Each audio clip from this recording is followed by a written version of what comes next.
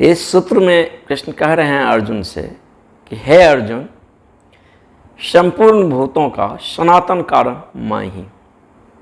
मैं ही बुद्धिमानों का बुद्ध और मैं ही बलवानों का बल हूँ, और जो कामना रहित है उनका वीर्य, और जो धर्म के अनुकूल है उनका काम। इसका क्या मतलब है? सबसे पहले बात तो यह देखें कि एक साधारण मनुष्य भी अगर अपना परिचय दे तो बड़ी मुश्किल पाता है कि क्या परिचय में दो। मैं शक्तिशाली हूँ, थोड़े रुपये पैसे संग्रह कर लिया, क्या मैं धनवान हूँ या पदवान हूँ, या मेरा ये नाम है। इस नाम का अर्थ क्या? बाहरी अर्थों में हम अगर कुछ डिग्रियाँ, कुछ पद, कुछ शक्ति अगर इकट्ठा कर लेते हैं तब इस नाम में कुछ अर्थ आता है। बाहरी दृष्टि तो यही कहेगा। आपके आंतरिक संपदा को अगर कोई देखेगा, अगर है भी किसी के पास वो आंतरिक क्षमता, तो बाहरी नज़र नहीं देखेगा। बाहरी नज़र तो इसी का ख्याल रखता है जो आप किस पद पर हैं, कितना बैंक बैलेंस, कितने शिक्षित। हो सकता है ये आदमी पद पर भी हो, शक्ति पर भी हो, अधिक शिक्षित भी हो, फिर भी उसका दृष्टि अंधा हो, फिर भी उसका अंडरस्टैंडिंग उतना गहरा नहीं हो, फिर भी वो उसका समझ नहीं हो। लेकिन एक आदमी जिसके पास न पद है, न धन है, न डिग्रियां हैं और विवेकवान है, संपदा तो वही है। अब कबीर ये पढ़े लिखे आदमी थे, न पद है, न धन है, न डिग्रियां हैं, फिर कबीर का महिमा साधारण नहीं है। और यहां तक कि माँ बाप का भी पता नहीं, फिर भी महिमापूर्ण है। पीएचडी में उन पर शोध हो रहा है। तो एक सामान्य आदमी भी अपना परिचय दे तो थोड़े संकोच में हो सकता है, मैं क्या परिचय दूं, क्या कहूं अपना। जिसका समझ है, थोड़ा भी अंडरस्टैंडिंग है, थोड़ा भी भीतर उसके जीवन केंद्र को स्पर्शित किया है, तो पंडित से अपना आइडेंटिफिकेशन तोड़ देता है। क्या परिचय दूं, कहां से शुरू करूं अपना परिचय। ये जीवन तो एक कड़ी है, इससे पहले भी अतीत में हम रह चुके हैं, अनेकों जीवन में है, कहां से परिचय दूं। लेकिन परमात्मा अगर अपना परिचय दे तो बड़ी मुश्किल है। ना आदि है ना अंत है, वो कैसे अपना परिचय दे। लेकिन हमारा जिज्ञासा, हमारा मन का बुद्धि, हमारा बुद्धि का खुजली होना, तो कुछ तो करना ही पड़ेगा। तो जहां जहां कुछ श्रेष्ठ है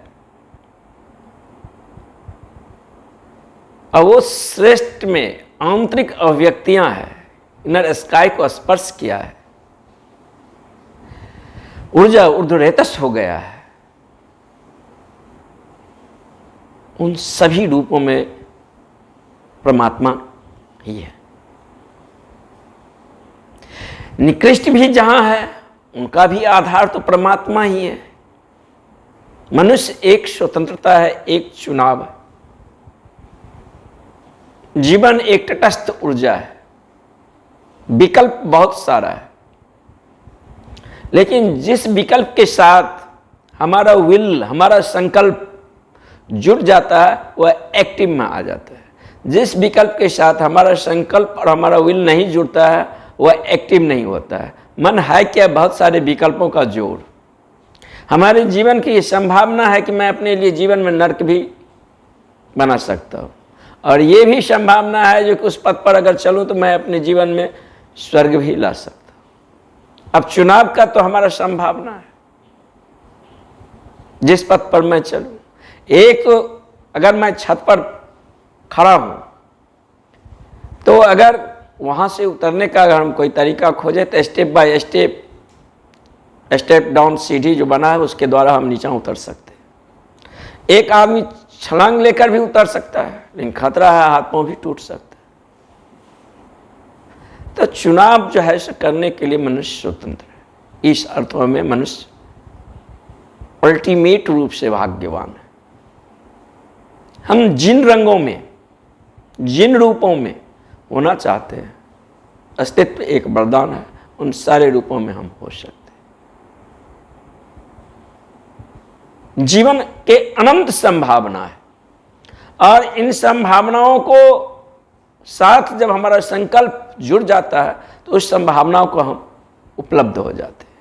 हमारे जीवन से नीम के कड़वा भी फल आ सकता है और गुलाब के खुशबूदार फूल भी आ सकता है। यह हम पर निर्भर है। तो परमात्मा अगर अपना परिचय दे तो कैसे दे, बड़ी मुश्किल है। फिर भी कृष्ण कहते हैं, मैं संपूर्ण भूतों के सनातन कारण मैं ही हूं, मैं बुद्धिमानों का बुद्धि हूं, मैं बलवानों का बल हूं, और जो कामना रहित है उनका वीर्य हूं, और तपस्याओं का तप हूं। इन सारे उपमा से कृष्ण कह रहे हैं। और जो मनुष्य धर्म के अनुकूल हो गया है, धर्म का आचरण करते हैं, धर्म के पथ पर चल रहे हैं, उनका काम। अब थोड़ा समझने की कोशिश करें जो कृष्ण क्या कर रहे हैं। कृष्ण कहते हैं कि सबसे पहले कि मैं संपूर्ण भूतों को सनातन कारण मैं ही। जब वैज्ञानिक कार्य कारण के नियम पर या कार्य कारण की श्रृंखला को अध्ययन करते हैं तो विज्ञान हमेशा पास्ट ओरिएंटेड होता है। पास्ट ओरिएंटेड का मतलब क्या है कि परिणाम जो निकला है उस परिणाम को अध्ययन किया है और परिणाम को अध्ययन करते करते करते अंतिम में जो विश्लेषण से पाया है इन इन कारणों से ये परिणाम आया है। और ज्योतिष जो है वह फ्यूचर ओरिएंटेड है, वह कारणों को अध्ययन करते हैं, इन कारणों से ये परिणाम होता है। तो अगर हम कारण को, विकल्प को बदल दें तो परिणाम को भी बदल सकते हैं।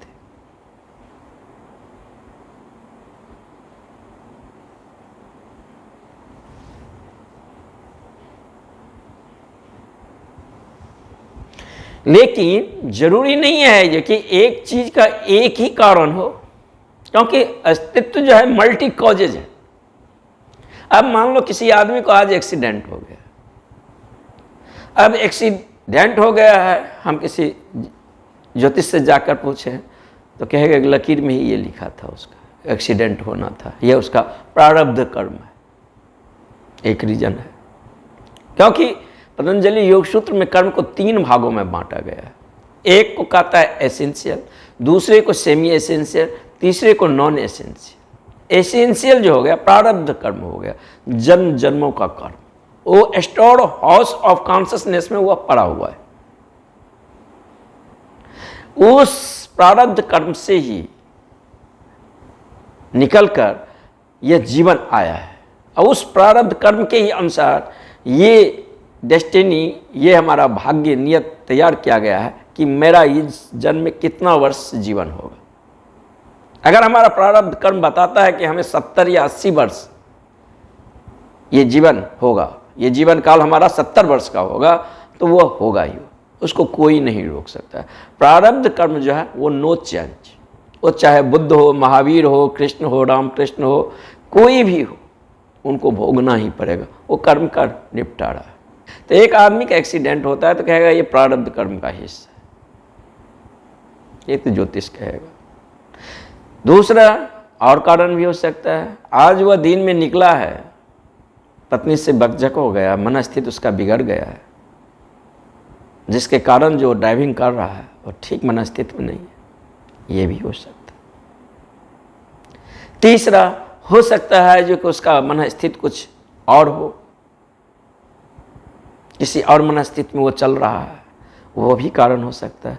ट्रैफिक भी कारण हो सकता है, या जो सामने से गाड़ी वाहन आ रहा है ड्राइवर, वह शराब पिए हुए हो, नशा में हो, धुत हो, ठोकर मार दिया, ये भी कारण हो सकता है। तो जीवन वन डायमेंशन में नहीं है, मल्टी डायमेंशन में बहुत सारे कॉज है। अब एक विद्यार्थी बहुत अच्छा है, वो ठीक प्रिपेयर किया है, ठीक से एग्जाम दिया है, रिजल्ट इसका अच्छा ही होना चाहिए।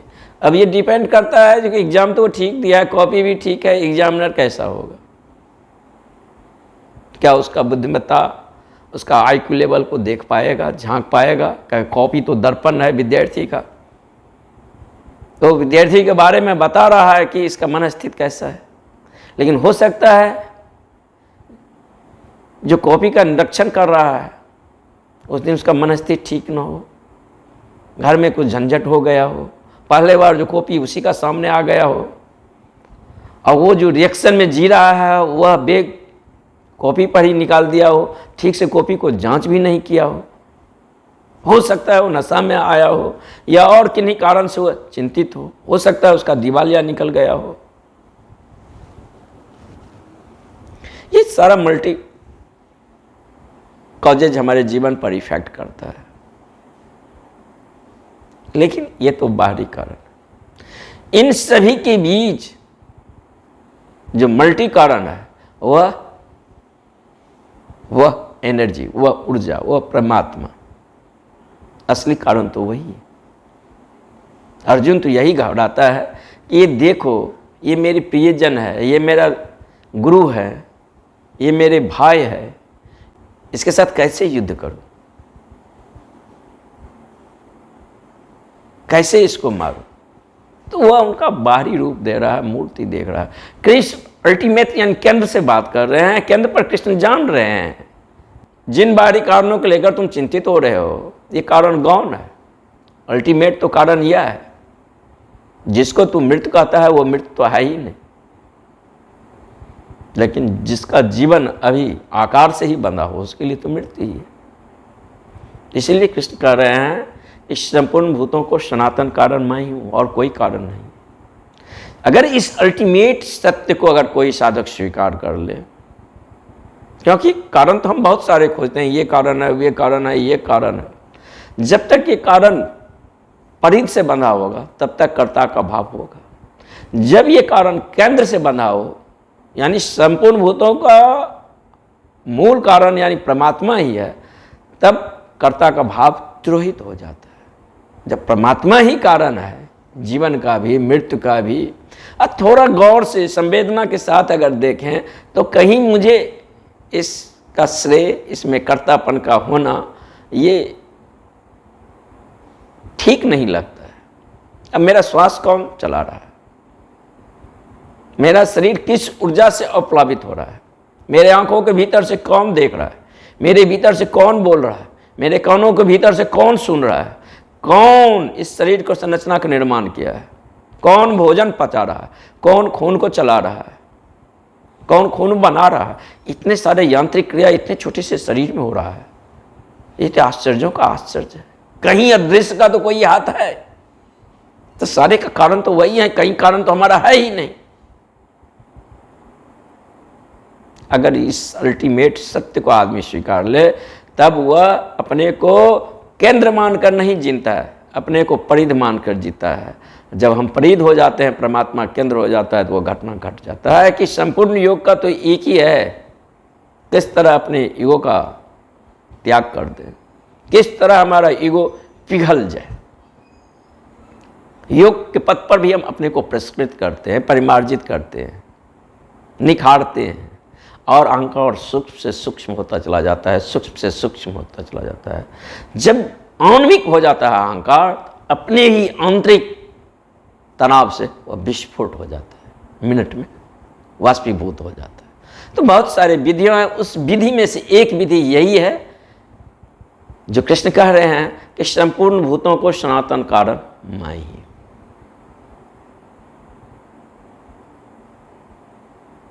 और दूसरा कह रहे हैं मैं बुद्धिवादियों का बुद्धि हूं, स्मृत नहीं कहें, बुद्धिमान नहीं कहें, विचारक नहीं कहें, बुद्धि कहें। स्मृत तो बाहर से लिया जा सकता है, संग्रह किया जा सकता है, वो तो कंप्यूटर भी करता है, यंत्र भी करता है। फिर मनुष्य और यंत्र में क्या अंतर हो। बाहर से हम अपने भीतर स्मृत को संग्रह कर सकते हैं, और उस स्मृति के आधार पर हम कह सकते हैं कि यह आदमी बुद्धिमान है। नहीं, स्मृतियों का संग्रह है, स्मृति अच्छी।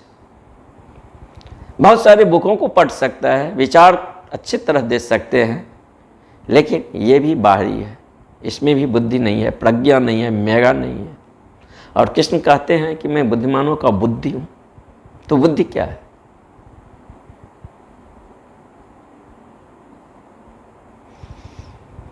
एक बहु बुजुर्ग आदमी गांव में रहता था। गांव के लोग उसे बहुत श्रद्धा के साथ पूजते थे। जब भी गांव में कोई समस्या आता था, किसी प्रकार का उलझन आता था, लोग उनके पास आते थे, पूछते थे इसका समाधान क्या होता, और हमेशा वह सटीक समाधान बताता था। लोग बहुत कोशिश करते थे कि इसको उलझा दें, लेकिन वो उलझने वाला व्यक्ति नहीं था। सुलझा हुआ व्यक्ति कभी उलझ सकता है, उसके भीतर वो प्रज्ञा का जन्म हो चुका था, जिसमें देखा जा सकता है, जाना जा सकता है। उसका व्यक्तित्व एक दर्पण के समान हो गया है। वास्तव में वो प्रज्ञावान ही थे, वो एक सूफी फकीर था। यूनिवर्सिटी से अभी प्रशिक्षित होकर कुछ युवक आए थे अपने मित्रों के साथ, और बहुत सुने भी थे। लेकिन ये जो अभी युवक आए, जब यूनिवर्सिटी से युवक शिक्षित होकर आया था तो अपने आप को बुद्धिमान समझता था, तर्क कुशल समझता था, लेकिन लोग इस पर ध्यान ही नहीं देते थे। उस गांव में उस बूढ़े सूफी फकीर का जो सम्मान था, जो आदर था, वो आदर किसी को नहीं दिया जाता था। ये युवक चिढ़ गया इससे। जब तक इस सूफी फकीर को हम लोग पराजित नहीं करेंगे, तब तक हमारा सम्मान और आदर इस गांव में नहीं मिलेगा। ये मामूली सूफी फकीर, ना इसके पास शिक्षा है, न डिग्रियां हैं, न पद है, न धन है, और इतना सम्मान तो लोग को इतने शक्ति, इतने पद, इतने डिग्रियों के बाद भी नहीं मिलती हैं। लोग इनको चरण स्पर्श करता है। उस सूफी फकीर के पास ये युवक जो है अपने मित्रों के साथ एक ग्रुप बनाकर गया, और अपने झोला में एक कबूतर को फंसाया हुआ था, और हाथ पीछे करके वह युवक बोला सूफी फकीर से कि बताए कि मेरे हाथ में ये जो कबूतर है, ये जिंदा है कि मुर्दा है। अब ये प्रश्न बड़ा विचित्र था, क्योंकि उसका परीक्षा ही ले रहा है। अगर सूफी फकीर कहता है कि ये कबूतर जिंदा है, तो सूफी फकीर देख रहा है कि उस युवक का हाथ जो है सो कबूतर के गर्दन पर है, अभी उसका सर धड़ से अलग कर देगा और मुझे झूठा ठहरा देगा। अगर सूफी फकीर ये कहता है वो मरा हुआ है, तो वैसे ही छोड़ देगा। तो दोनों स्थिति में सूफी फकीर का हार हुआ है, और इनकी सारी प्रतिष्ठा खो जाएगा, क्योंकि सारे गांव के लोग चारों ओर से सूफी फकीर को घेर लिया कि आज देखते हैं क्या होता है। इनकी फजीहत होती है। और युवक पूरे गांव में डुंडी पिटवा कर आया था कि चलो, तुम जिसको बुद्धिमान कहते हो, जिसको विद्वान कहते हो, आज उसका परीक्षा ले रहे हैं, भविष्य की बात बता देते हैं, बड़े सारे उलझनों को सुलझा देते हैं। मामूली पहेली आज उसे पूछते हैं, उसका उत्तर वो दे पाता है कि नहीं। अब सूफी फकीर की हालत जो था सो दुविधा में था। अगर कहता है कि कबूतर जिंदा है, तो युवक उसे धड़ सर से अलग कर देगा, तो सूफी फकीर का बात झूठा हो गया। अगर वह कहता है कि मरा हुआ है, तो वह उसे वैसे ही जिंदा छोड़ देगा, तो भी सूफी फकीर झूठा हुआ, और गांव में उसका तोहमत होगी, उसके मान मर्यादा प्रतिष्ठा पर पड़ेगा। लेकिन जिसके पास प्रज्ञा हो, अंतर विवेक हो, उसको पराजित नहीं किया जा सकता है। वह तर्क के कसौटी में नहीं आएगा। सूफी फकीर ने इस बात पहेली पर बहुत गौर किया, और सूफी फकीर ने कहा कि कबूतर मरा हुआ है। निश्चित ही युवक को जो है कबूतर को जिंदा छोड़ना पड़ा। और युवक ने कहा कि देख, इस बूढ़े को जो इतने दिन से तुम लोग पूछ रहे थे, जान रहे थे, एक मामूली कबूतर जिनके सामने इसके बारे में नहीं बता सकता ये जिंदा है कि मुर्दा है। जो बताया उसका विपरीत हो गया। लेकिन सूफी फकीर ने अपने प्रज्ञा में देखा कि मेरी मर्यादा रहे कि न रहे, मेरी प्रतिष्ठा रहे कि न रहे, वो दो कौड़ी की बात है।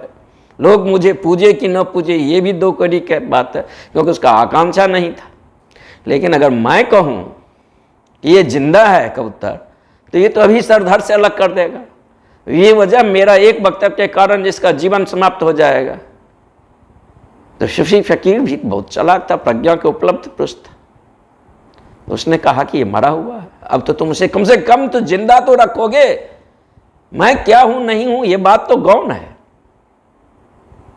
बात तो है जिसका जीवन बच जाए, ये है बुद्धि। इसीलिए कृष्ण कह रहे हैं कि मैं बुद्धिमानों का बुद्धि। तीसरा बात कह रहे हैं बलवानों का बल। बलवानों का बल, समानतः जो मनुष्य हैं वह एक सम्मोहन में है, एक प्राकृतिक गहन हिप्नोसिस में है। प्रकृति उसके अंतरकोश में सुझाव देते आ रहे हैं, एक प्रोग्रामिंग का हिस्सा है और वो ऐसा ही जी रहा है। कोई आदमी उत्तेजित होकर या युद्ध के मैदान पर या किसी क्षण या शराब पीकर बहुत बड़ा कृत्य को अंजाम दे देता है। हम समझते हैं कि यह आदमी बड़ी सूरवीर है, बहुत बलवान है। नहीं, ये शराब के कारण हुआ था। यही कारण है कि पहले के राजा महाराजा जब युद्ध पर चलते थे तो हाथी को शराब पिला दिया जाता था कि बेहोश हो जाए और तब जो है युद्ध के मैदान पर जाए। ये बल इसका नहीं है, ये तो मूर्छा का कारण है। ये बल है भी नहीं। बल एक है जब वासना तिरोहित हो जाता है, मन में कोई मांग नहीं होता है और हम पहले बार ब्रिज को उपलब्ध होते हैं। वो उस आंतरिक आकाश में जहां कोई वासना नहीं है फिर भी मैं, जहां हमारा कॉन्शसनेस ऑब्जेक्टिव नहीं है, सब्जेक्टिव है, जहां हम अपने केंद्र को स्पर्श कर रहे हैं, जहां मुझे अपने अस्तित्व के होने का बोध हो रहा है, उस आंतरिक आकाश को उपलब्ध हो जाता है साधक। वही तो बल है। तब पहले बार साधक ऊर्जीवान होते। और यहां तो ये कहे हैं कामना रहित। दूसरा कह रहे हैं कि जो धर्म पथ पर है, धर्म के मार्ग पर चल रहे हैं, उसमें काम हो। अब इस काम को भी कह रहे हैं कि मैं ही हूं। एक तो काम को जानते हैं जो उत्तेजना है, मद है, बेहोश है, वासना के आगूश में आ गए हैं, परवश लगता है, किसी का एक गहन आकर्षण है जो मुझे ढकेल रहा है। इस प्रकार के काम में भी मनुष्य जीता है, जहां एक दीनता का, एक दासता का बोध होता है। इसीलिए तो काम के पहले फोर प्ले के बाद आफ्टर प्ले नहीं होता है। वहाँ एक रिपेंट होता है, एक पश्चाताप होता है। होना तो चाहिए आफ्टर प्ले भी, लेकिन ऊर्जा उतार पर हो जाता है। तो ये उत्तेजना है। ये जो काम है एक उत्तेजना है। इस उत्तेजना में हम नहीं उतर रहे हैं, कोई फोर्स मुझे धकेल रहा है। ये हमारा परिधि केंद्रित व्यक्तित्व हो गया, जहां अपना होना का अस्तित्व नहीं। एक काम जीवन में तब आता है जब आदमी धर्म के पथ को ग्रहण करता है। क्योंकि जीवन का अगर कोई प्रौढ़ता आएगा, कोई गहराई आएगा, जीवन में कोई अगर गहरापन आएगा तो वो तभी आ सकता है जब आदमी धर्म के पथ को ग्रहण किया है। नहीं तो उसका जीवन एक परिधि केंद्रित होगा, छिछला जीवन होगा। उसमें अगर देखेंगे तो कुछ मिलेगा ही नहीं। बाहर से वो कुछ डिग्रियां एकत्रित कर लिया हो, कुछ पद एकत्रित कर लिया हो, कुछ कागज के नोटों को एकत्रित कर लिया हो, लेकिन इसके अलावा उसके व्यक्तित्व में तो कोई सुगंध नहीं है। न बुद्धि है, न विवेक है, न प्रज्ञा है।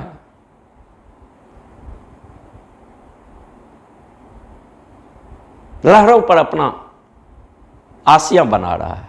ये लहर उठेगा ही नहीं कि दूसरा लहर जिसको नष्ट कर देगा। ऐसा ही वो अपना जीवन जी रहा है। लेकिन जो आदमी धर्म को पथ को ग्रहण करता है, जो आदमी सजगता को, अवेयरनेस को, होश को उपलब्ध करता है, उस आदमी में एक डीपनेस, एक गहरापन आता है। उसका व्यक्तित्व परिध केंद्रित नहीं होता है, उसका व्यक्तित्व केंद्रीभूत हो जाता है। वह केंद्र से जुड़कर जीता है। वह इस पर ध्यान नहीं देता है कि लोग क्या कहेंगे, वह इस पर ध्यान देता है कि मैं क्या हूं अपनी नज़र में। वह लोगों को नज़र में अपने को नहीं परख रहे हैं, अपनी ही नज़र में अपने को परख रहे हैं। अपने ही दर्पण में अपना छवि देख रहा हूं कि मेरा चेहरा क्या है। तब व्यक्तित्व में एक गहराई आता है। और इसे कहे हैं काम, तो इसका गहरा कारण है कि सामान्य आदमी जब काम में उतरता है और संतति को जो जन्म दे रहा है, तो समझता है कि नर और मादा दो आपस में मिले हैं, हम दोनों प्रेमी प्रेम का, और बच्चे को जन्म दे रहे हैं। नहीं, प्रेमी भी वासना से आतुर है, प्रेम का भी वासना से आतुर है। दो वासनाओं का महासंगम हुआ। इसलिए माता पिता वासना में आतुर होकर नहीं मिले हैं कोई बच्चा को जन्म हो। वो अपने मस्ती के लिए, अपने यौन को तृप्ति के लिए एक दूसरे के पास आए हैं, एक दूसरे से गुफ्तगू कर रहे हैं। लेकिन तीसरा जो इसमें कूदा है, जो जन्म लेने को आतुर है, तो वो जो कूदा है, तो ये तीसरा, यानी वो भी वासना आतुर है जीवन को प्रवाह में जुड़ने के लिए। तो तीन वासनाओं से समानतः जो है मनुष्य का जन्म होता है। वासनाओं के समुद्र से ही, वासनाओं के संगम में ही उसका जन्म होता है। ये गौण है, निम्न स्तर है। एक जो व्यक्ति धर्म के अनुकूल हो गया है, धर्म के पथ पर चल रहा है, अब वो वासनाओं के कारण काम में नहीं उतर रहा है और प्रकृति के गहन सुझाव के कारण भी काम में नहीं उतर रहा है। वो आदमी काम में इसलिए उतर रहा है ताकि एक संतति को, एक बच्चे को जन्म दे। और जब भी कोई बच्चा जन्म लेता है तो माता पिता के आसपास आकर राउंड लेने लगते हैं। सामान्यतः तो हम ये जानते हैं कि मैं दोनों एक दूसरे के संपर्क में आया तो इस बच्चा का जन्म हुआ। नहीं, जब कोई बच्चा जन्म लेता है तो माता पिता को छूता है और उसके आसपास जो है वो राउंड लेने लगता है, उसको उत्तेजित करते हैं काम के लिए। तब दोनों एक दूसरे से गुफ्तगू करते हैं और संपर्क में आते हैं। तो गहरा कारण यही है। और इसी कारण जीसस के बारे में कहा गया है, जीसस का जन्म कुमारी माता से हुआ है। कुमारी माँ से तो किसी का जन्म हो नहीं सकता, संभव भी नहीं है। लेकिन जब आदमी धर्म के अनुकूल हो, वासना में आतुर होकर नहीं मिल रहा है, इसलिए एक दूसरे के संपर्क में आ रहा है कि बच्चे को जन्म देना है, तो वह कुमारी ही है। इसीलिए कह रहे हैं कि जो आदमी धर्म को अनुसरण कर रहा है उसमें मैं काम हूं। क्या उसका काम समान नहीं है। बुद्ध और महावीर के बारे में अनेकों कहानियां हैं कि जब बुद्ध गर्भ धारण किए तो उससे पहले बुद्ध के बारे में भविष्यवाणियां था कि ऐसे ऐसे चेतना इन माँ से अवतार लेगा। और देवताओं ने आकर उनको माँ का कहा कि देख, तू ऐसा तो न कर दे कि इस गर्भ को लेने के लिए तैयार नहीं होगा, क्योंकि ये भी भविष्यवाणी था कि बुद्ध का माँ बच्चे को जन्म देते ही मृत्यु को उपलब्ध हो जाएंगे। एक बुद्ध को जन्म देने के बाद माँ इतने गहन आनंद से तृप्त हो जाते हैं कि फिर उनके पास जीने की कोई जीवेशना ही नहीं होता। समान जो बच्चा वासना में जन्म लेता है उसमें एक पीड़ा होता है, गर्भ पीड़ा, वह शारीरिक पीड़ा है। लेकिन एक प्रबुद्ध व्यक्ति जब जन्म लेता है तो माँ जब प्रसव पीड़ा से गुजरता है, वह शारीरिक ही पीड़ा नहीं होता है, उसमें उसका रूह, उसका आत्मा भी पीड़ित होते हैं। और उसके बाद जीवन में कोई जीवेशना ही नहीं होता है।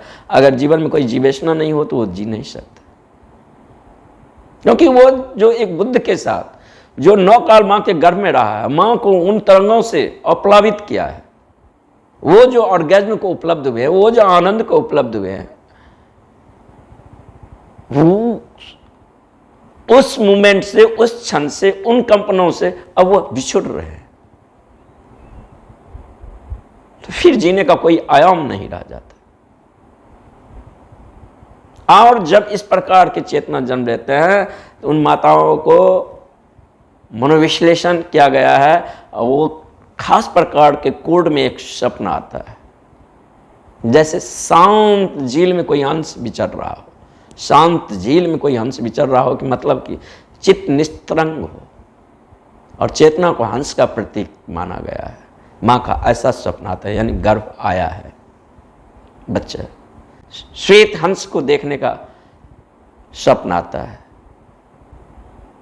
चेतना को श्वेत हंस के रूप में दाग रहित बताया गया है, वासना से रहित बताया गया है। उजले हाथी के रूप में दिखाया गया है स्वप्न में, क्योंकि समानतः उजला हाथी नहीं पाया जाता है, विरल है, अभूतपूर्व है। सदियों लग जाता है एक बुद्ध को पैदा होने में।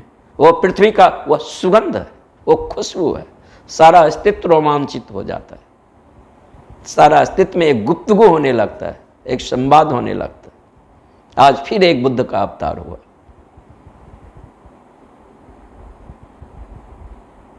तो सामान्य बात नहीं है। तो ऐसे जो व्यक्ति है जो धर्म के पथ पर चल रहे हैं, फिर बच्चे को पैदा करने के लिए अपने प्रकृति को काम में उतरने का आज्ञा देते हैं। अपने प्रकृति को मतलब क्या, अपने शरीर को। तो वह किसी को बस में होकर नहीं जा रहे हैं, प्रकृति के बस में होकर नहीं जा रहे हैं, प्रकृति के सुझावों के कारण नहीं जा रहे हैं, एक दास्ता में नहीं जा रहे हैं, एक गहन आकर्षण में नहीं जा रहे हैं, बल्कि वह स्वेच्छा से प्रकृति को आज्ञा दे रहे हैं। अब वह प्रकृति के आज्ञा में नहीं है। सामान्य आदमी प्रकृति के आज्ञा में है, प्रकृति के अधीन है, प्रकृति के प्रोग्रामिंग का हिस्सा है। लेकिन पहले बार वह प्रकृति के आज्ञा में नहीं है, प्रकृति के प्रोग्राम में नहीं है। वह अपने आप को, अपने प्रकृति को आज्ञा देते हैं, तो काम में उतर। लेकिन इसलिए नहीं उतर कि काम में उतरने के बाद उसे कुछ आनंद, कुछ ऑर्गेज्म उपलब्ध होता है। क्योंकि एक समान आदमी जो काम में उतरता है और जिस ऑर्गेज्म को उपलब्ध होता है, पतंजलि योग सूत्र में कहते हैं कि 14 लाख पुरुष और 14 लाख स्त्री, ये मिलकर जिस ऑर्गेज्म को उपलब्ध होगा, योगी उस ऑर्गेज्म में हमेशा जीते। तब तो उसको कोई जरूरी ही नहीं रह गया ऊर्जा को निम्न केंद्रों से होकर बहाव करे, और उस केंद्र को, उस तूफान को, उस क्षण को वह जीकर आगे बढ़ा है।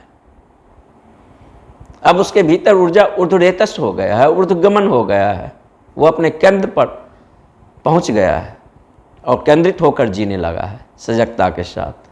प्रकृति के दास्ता से वो मुक्त हो गया है। ये जो जन्म है बच्चे का, इसमें जिस काम का प्रयोग किया जा रहा है वह काम सामान्य काम नहीं है। इसीलिए कृष्ण कहते हैं कि जो धर्म के पथ पर चल रहा है उनमें हम काम और तपस्याओं का तप हूँ। तपस्याओं का तप, एक तो तपस्या है, तपस्वी समानता कर रहे हैं। एक तो समानता तपस्याओं को हम देखते हैं कि शीत में खड़ा हो रहा है, धूप में खड़ा हो रहा है, वर्षा में खड़ा हो रहा है, एक टांग पर कोई खड़ा है, कोई उपवास कर रहा है, कोई जटा बढ़ाया हुआ है, कोई स्नान ही नहीं कर रहा है। इन क्रियाकांडों में, इन कृत्यों में अगर मूल बात खो जाए, सजगता, होश, अवेयरनेस।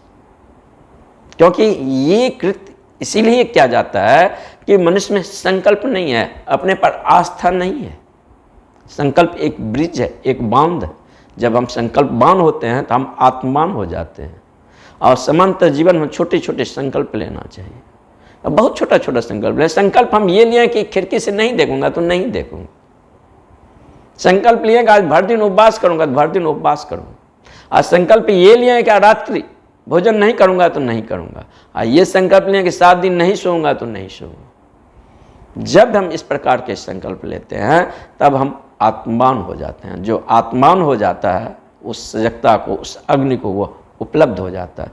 पहले बार उसे अपने पर एक विश्वास आता है, एक आस्था होता है कि अब मैं जो करूँगा, जो निर्णय लूँगा, वह जी लेगा। उसके जीवन में द्वंद्व नहीं होता है, उसका जीवन ऐक्य हो जाता है, एक प्रसाद आ जाता है, एक कांति उसके चेहरे पर आ जाता है, एक आहा आ जाता है।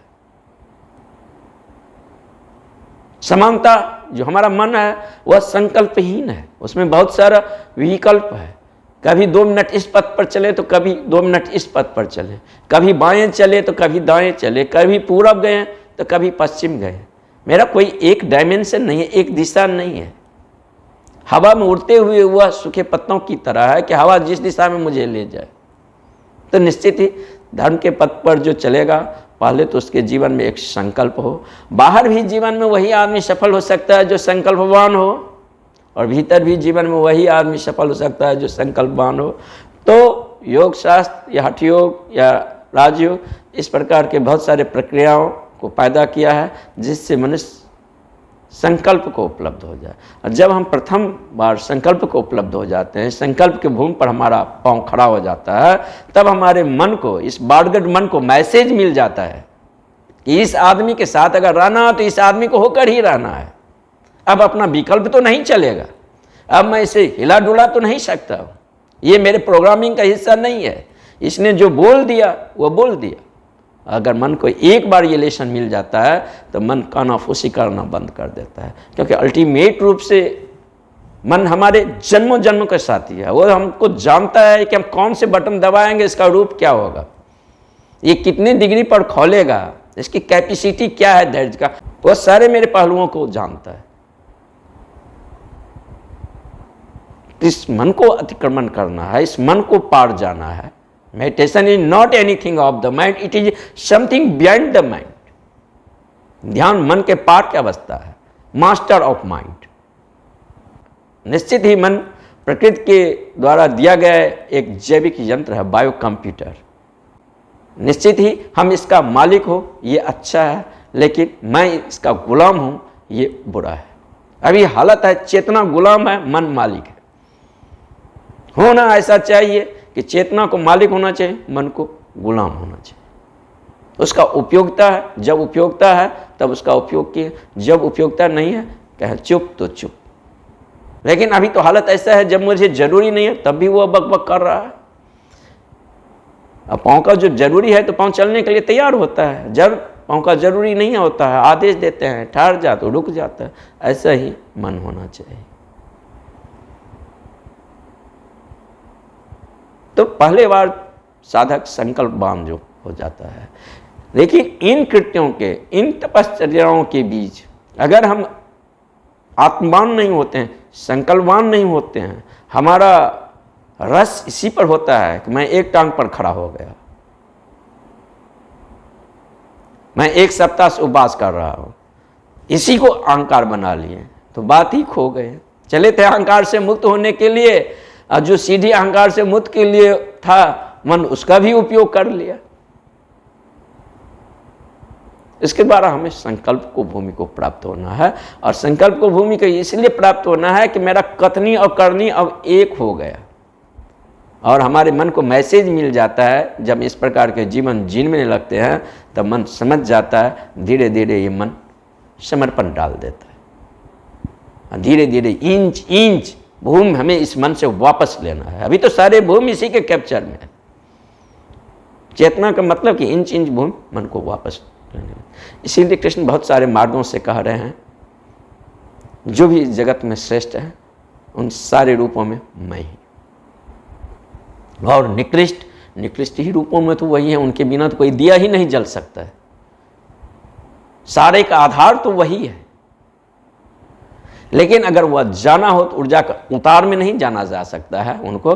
अगर जाना जा सकता है तो ऊर्जा जब ऊर्ध्वरेतस होता है, ऊर्ध्वगमन होता है, साधक अपने अंतर प्रज्ञा में ठहर जाता है, अपने इनर स्काई को उपलब्ध हो जाता है, उस शून्यता में उसका चेतना ठहर जाता है, तब उसे देखा जा सकता है, जाना जा सकता है, जिया जा सकता है कि जीवन क्या है। जीवन तो एक कोरा कागज है। जो रंग हम देना चाहते हैं, हम नफरत को दे सकते हैं, हम प्रेम को दे सकते हैं, हम घृणा के रूप दे सकते हैं, ईर्ष्या के रूप दे सकते हैं। जिन रंगों के बीच हमें डोलना है, जिन तरंगों के बीच हमें जीना है, जिस रूपों में मुझे रहना है वह इस पर लिखा जा सकता है।